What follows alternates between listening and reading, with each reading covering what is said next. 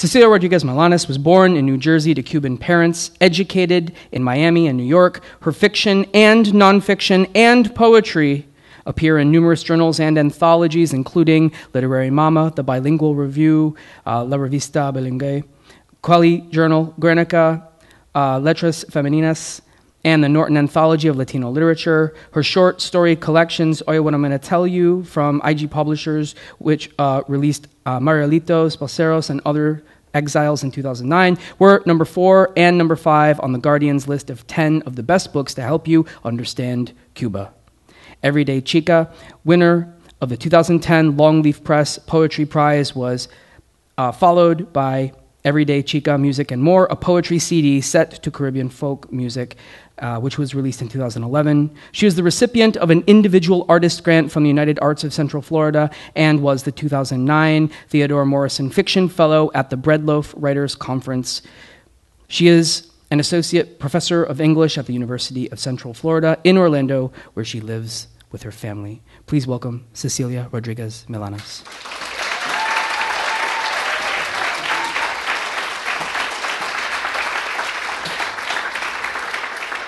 Hey, good night, good evening, and thanks for coming out. I want to thank Ryan and Borough Press and Jared and the gallery at Avalon, or Avalon Gallery, for hosting this. I actually was here, I want to say 5 years ago, when a documentarian was making a film about Cuban exiles called Lejos de la Isla, and he asked me to perform my poem, Cuban American Manifesto. So I was here for several hours one day when he was, panning left and right with the camera up and down all over the place, recording me doing that poem. So I feel like, oh, yay, I've been here before. So I also want to thank the LTA Sisters from UCF. That's a Latina academic sorority that I have advised since the year 2000, and I love my girls. I love my sisters. So I have a whole row of them right there. And thanks for everybody for coming out tonight. So I want to read the first story from the collection called Niñas de Casa, because it is short, and they told me 20 minutes, and also because I think, especially for my sisters here, the gender expectations of Latin women haven't changed that much. We still are expected to be nice and to make everybody happy and to not fuss and to, sort of always bow down to authority. And I think that's bullshit. So here's the story, Niña de Casa. Niña de Casa is not necessarily like homegirls, but it's like good girls. It translates more like good girls. So a niña de casa is somebody who behaves, is compliant, does what she's told, doesn't make a fuss. Getting ready for work at the dollar store, Celeste pulled a loose-fitting khaki shirt over her dark blue pants to hide a small waist that gave some men the wrong idea about her. Like the day manager, a sweaty, heavy-set Americano who always snuck up on her while she was stocking shelves or taking a quick bathroom break. "Oh, I was worried. I couldn't find you," he would say, brushing his soft body against her in the corridor between the back and the front of the store. She avoided his pale eyes as much as possible. They seemed to unclothe and dissect her at the same time. She had had to get the job to help the family when her brother brought home his pregnant 17-year-old girlfriend. To Celeste, it was a tolerable job compared to the other intolerable offer to work in the hot, grease-covered kitchen of the burger place Papa had been at for years before he moved on to a real sit-down dinner restaurant at the mall. Enduring embarrassment and even discomfort at the dollar store was bearable because it was walking distance from the apartment, and the hours were flexible enough that she could keep going to the Votech school at night and complete her nurse's assistant course within the year. She had arrived in this country from the island as an awkward, pimply preteen with her parents and older brother Camilo.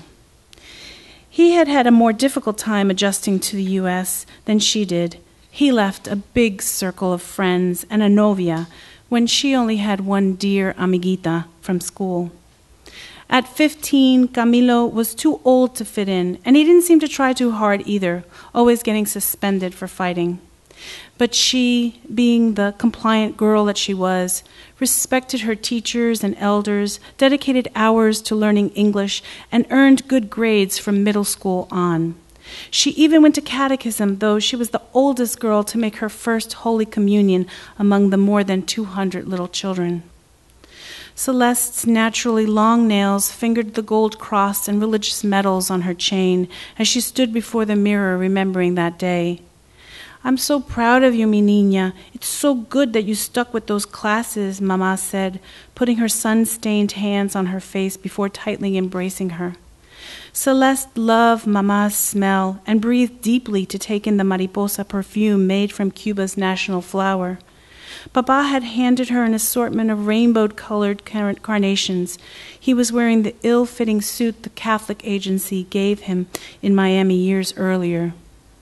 They were all four together as a family, but soon they would be 6. She wondered if her almost sister-in-law Katy wanted her to be godmother to the baby. They liked each other, were about the same age, had attended the same schools, but had already had 2 very different lives. Katy had a rose tattoo above her left breast and was violently thrown out of her house after Camilo got her pregnant, and then she dropped out. Celeste wasn't against babies. She just wanted to do all things right at the right time. The last time Celeste went to church, she found herself at the altar, dressed in white for her funeral mass. The store manager had cornered her one too many times in the break room. The last time, he took her and broke her, a good girl, una niña buena de casa.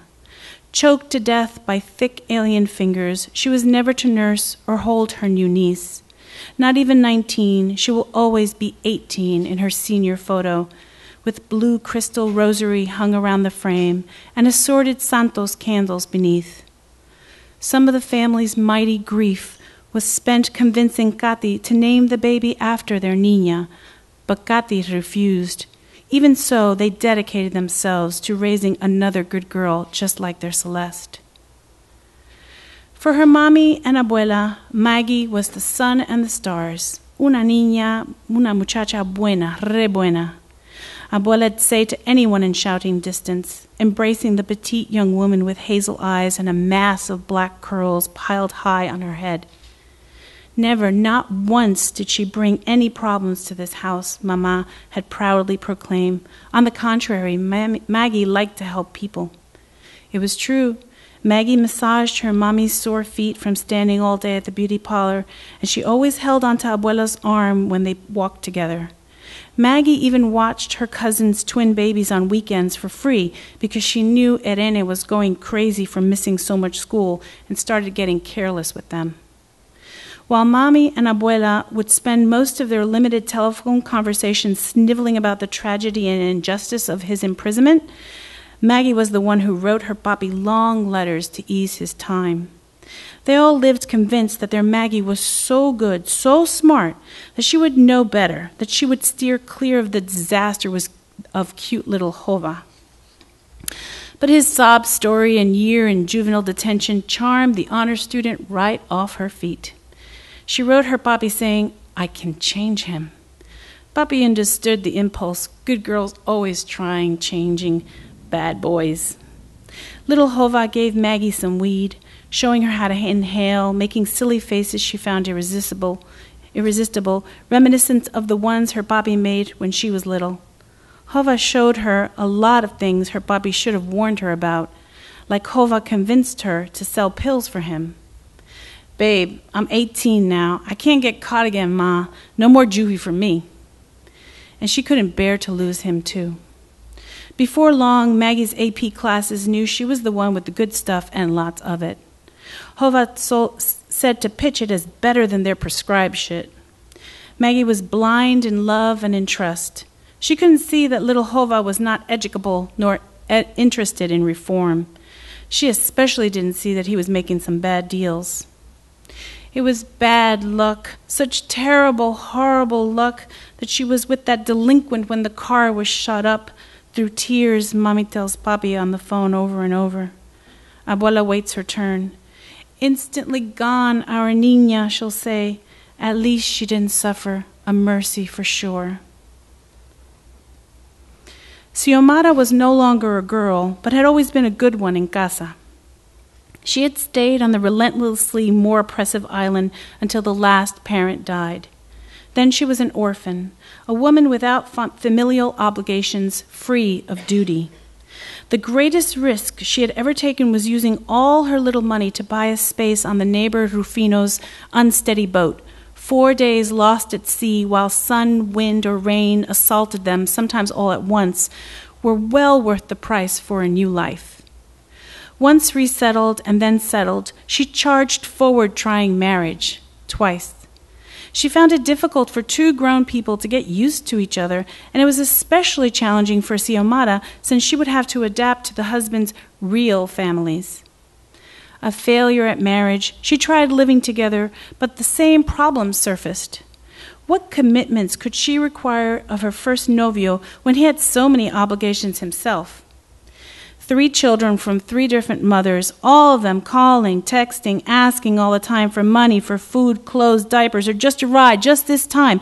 Sí, yeah, okay, he'd say, but it was never just one time. Xiomara's second novio's children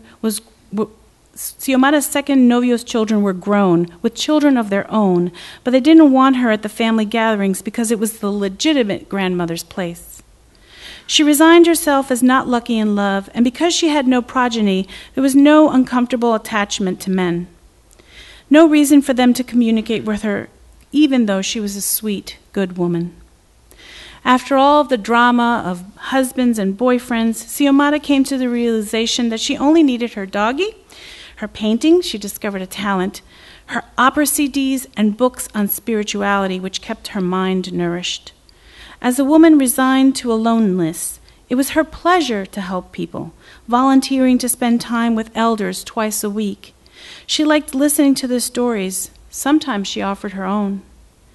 Even everyone at the nursing home, viejitos and staff alike, commented on the affectionate, caring manner she had.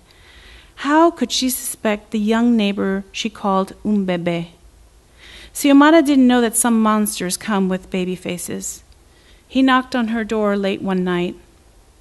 "I'm sorry to bother you, miss. I don't have my keys. Can I wait inside until my family gets home?" It was raining heavily. The wind tried to shut the door, but she was a good-hearted woman who had been brought up as a niña de casa, with some culture, a well-mannered, good person who he strangled almost to death, saved her to rape her all night. But she finished the job the next day, taking all the pills left in the house. Roxana felt heartsick. That's what the aching, tight chest and cried-out burning eyes had to be. And especially her brain hurt. She couldn't concentrate at school and ultimately brought home a mixed report card that her parents weren't happy with in the least. What did they expect? An A on top of A on top of A all the way down the column, that's what they expected, and she thought to herself, she had done it so many times before. Her teachers talked to her about college like it was a given, but now Roxana was thinking of other things besides getting good grades and making her family proud. It all started with the murder of Celeste, her co-worker at the dollar store. Why hadn't Celeste said something about that asshole manager? Over and over, Roxana asked herself this question on the way to, while at, and during work. Before long, she messed up the register count a couple of times and her hours were cut. Still, she thought about the times they worked together, how they both rolled their eyes when the brute, Celeste didn't agree he was a bruto, just strange, inevitably called one of them in the back for some stupid thing or another. Roxana considered him slow and basically harmless, definitely not as mean as their woman manager who never smiled. Celeste worked mostly days, so Roxana only saw her every other weekend when they were scheduled together. They weren't that close, but all of a sudden this person she knew, talked to, and laughed with was gone. She liked how Celeste used to paint her nails and thought her Miami accent was super cute, though Celeste said she couldn't hear it herself. Roxana tried to remember a sign, any sign, that would have led her to say something, but like Celeste, she was expected not to make a fuss. It was expected that a pretty young thing like her would attract unwanted attention. That was what the police officer said when he questioned Roxana about the manager, whose self-inflicted gunshots splattered blood all over Celeste's still body and throughout the break room. "Didn't he harass you too?" Roxana thought he was accusing her of something, but she wasn't sure what. It was so hard to go back to the store. Her father said he understood and wondered if she shouldn't be working at night at all. Lately, Roxana has been making a fuss at home. Mama attributed her talking back, under her breath, of course, to too much freedom, as if Roxana had time to be free.